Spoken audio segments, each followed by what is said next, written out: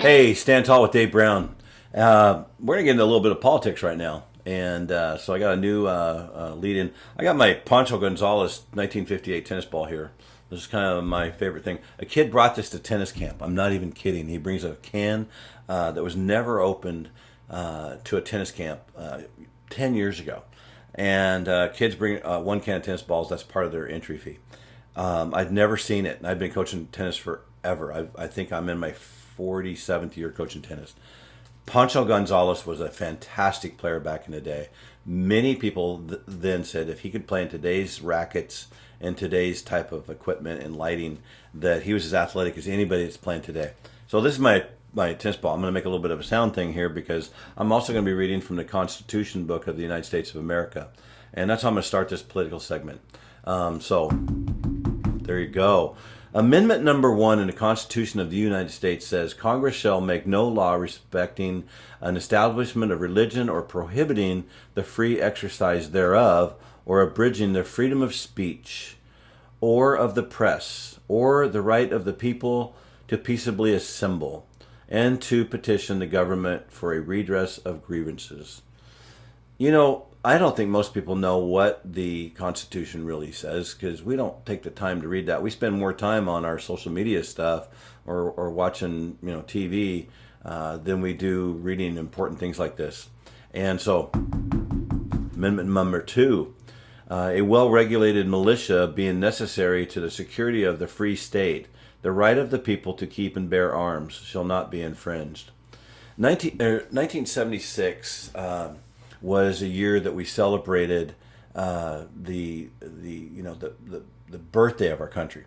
In 1776, we had two key people. We had King Henry III in England. He was a monarch for 60 years. He was an interesting dude. He was very smart. He loved his wife. He loved his wife so much they had 15 kids. 15 kids, not even kidding.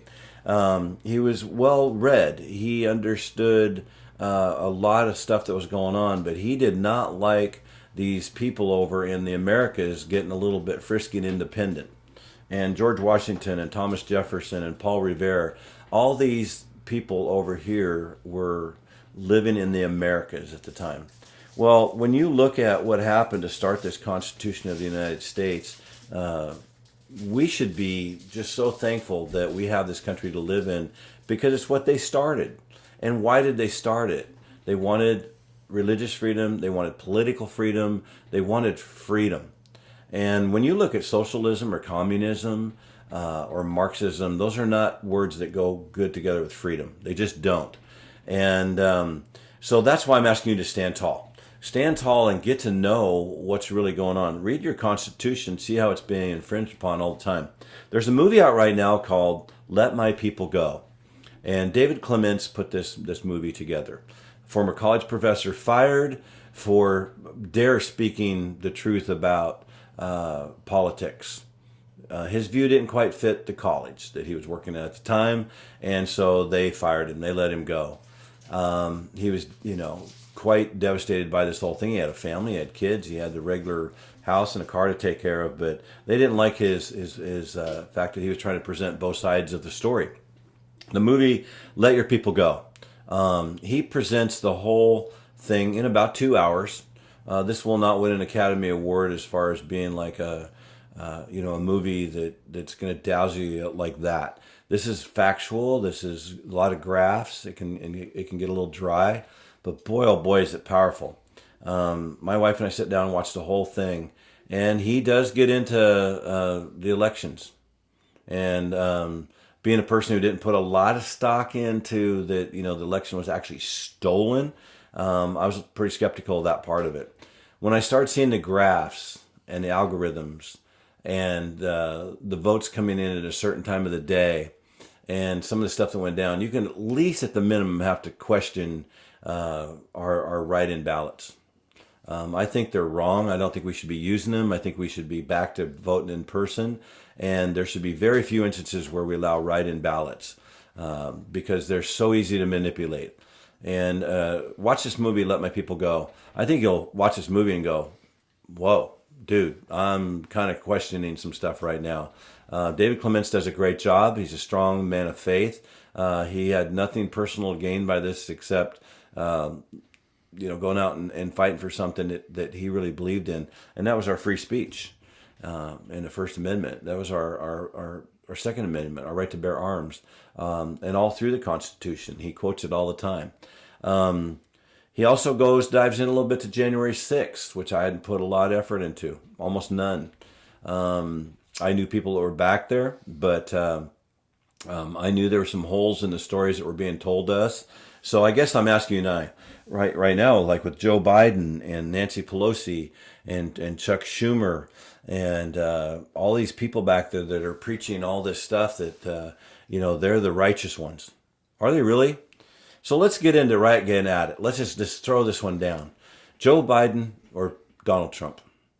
And I don't think a lot of Americans like either one of them. I really don't. I think our country probably wants to move a little bit more towards the middle and get away from Democrats and Republicans. And why do you think that? Because I don't think they trust them. I don't think we can trust our government at all. Right now, today, why in the world is our southern border a sieve? What is Joe Biden's plan right there? Is it really Joe Biden's plan, or is it all the people that are working him? I mean, you listen to him speak, there's no way he's making all these decisions. I mean, he can't even string words together, let alone sentences. I feel bad for him. My wife says it every time. He should not be put in a situation. He's not a well man, but he's there. And so who's running him? A lot of you don't like Donald Trump. Okay. He's from New York. He's brash. He's rich. He's arrogant. I get all that. So Joe Biden, can't put words together. So what do we do? Well, we keep coming up with these political limited options when it comes to like who we're going to support. At the end of the day, you get to vote for whoever you want to vote for. And I do too. And I'm going to vote for the person who's the best person for the job. I'm not voting for a personality contest. I'm not voting for somebody to go golfing with.